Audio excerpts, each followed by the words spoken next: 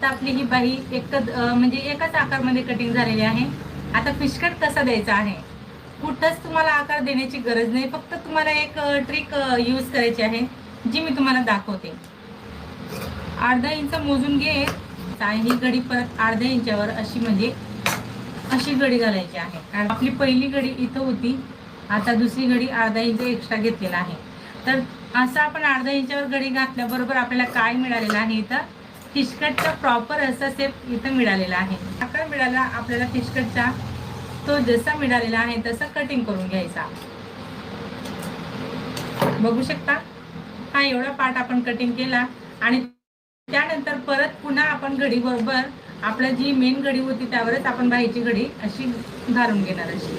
तर बघू शकता ह्या बाजूने आपल्याला बरोबर छान असा फिशकटचा आकार मिळालेला आहे, बाहीचा प्रॉपर असा आहे ना. एकदम मस्त झटपट अशी सोपी पद्धत.